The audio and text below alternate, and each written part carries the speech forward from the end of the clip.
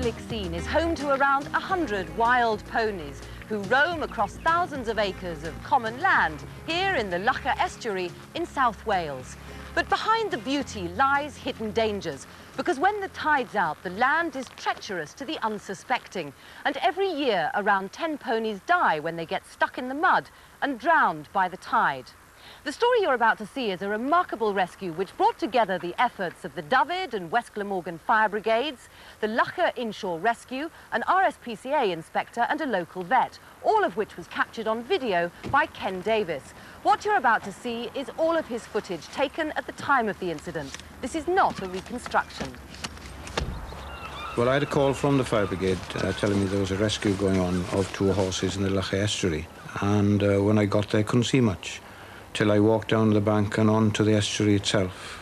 And then I could see there was a lot of people involved in the distance.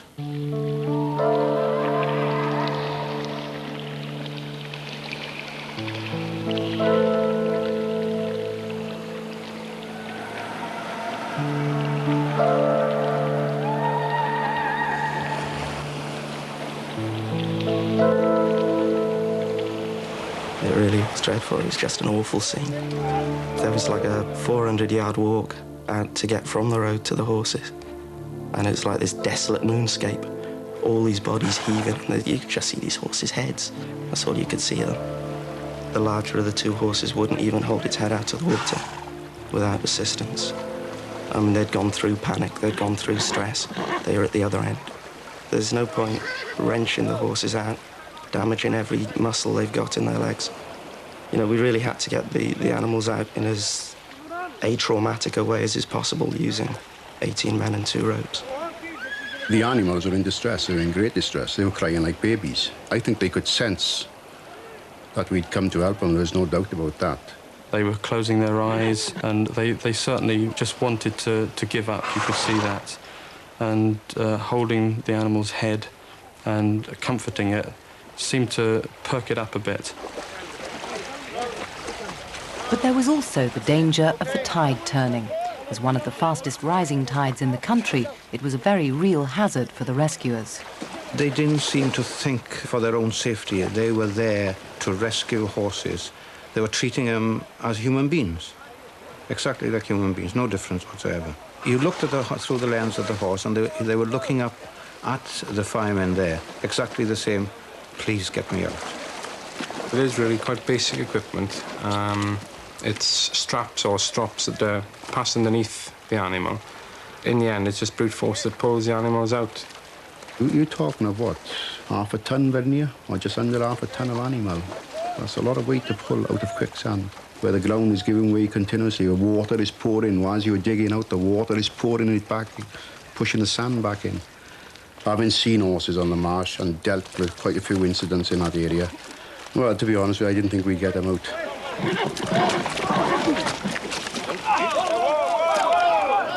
Although you're helping them, they do have a tendency to lash out and catch you. But then that is just an animal struggling for survival. You know, this is just the way it is. There was hope that the horses would be coming out. And when they did actually start to move, and the vet said, yep, carry on pulling, then that was it. We were going to pull them out no matter what. When the first horse got up, it was great.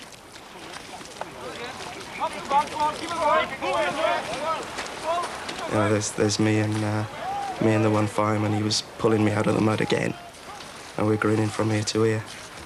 But then it was, you know, back to business. Get a rope on that horse, get him onto safe ground, and then get to the second one. It seemed to have an effect on the second pony. As soon as the first one managed to struggle free, the second one really did perk up. It seemed to raise his spirits because his head started to come back up. He was more alert, he was watching us. And he seemed to help us. I think that gave him a boost to see his mate up on the bar there. And it did help us, there's no two ways about it, because by then we were tired. You know, we'd been down there quite a number of hours. But there was still the danger from the tide. If that tide had started to turn into the gully where we were working, then I'm afraid I would have had a matter of 10 minutes, 15 minutes maximum to get my men off that bar, off the sandbar. I would have had to have made a decision before then, really. because you know, there's no way I could have allowed those horses to drown.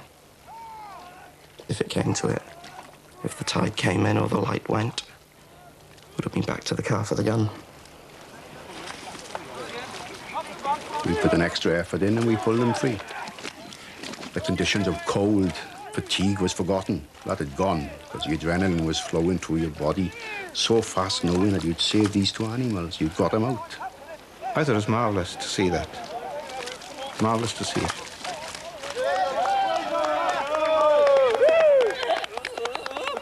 I wonder if they could have spoken and said something, like human beings would have said something. I wonder what they would have said. I was looking for damage. I mean, they were both of them freezing cold and covered in mud, no surprises there. But there was no lameness, no gross damage done to the legs at all, not even a rope burn. Yeah, very surprising, really, how lightly they got off. Well, not that surprising. It was quite well thought through, but pretty surprising. So many people worked so hard for two horses. I mean, in the end, I suppose people could turn around and say, well, it was just two horses. But, you know, if it happened again, I'm sure we'd all work just as hard. And I certainly would. It's the thing that's inbred, is to preserve life and property. The life can be a four-legged, two-legged, or whatever.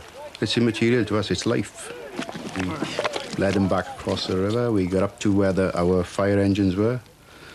And then we had to turn the hoses on ourselves to wash all the mud and the sand out of our hair and our boots and our underpants and God knows what. The owner of these horses was later prosecuted and fined £400. They were taken to local stables and have made a complete recovery. The horses were lucky, but the dangers remain. It's the third fastest river in Great Britain. It claims some fatalities every year that somebody gets drowned in that river, not knowing the sandbars.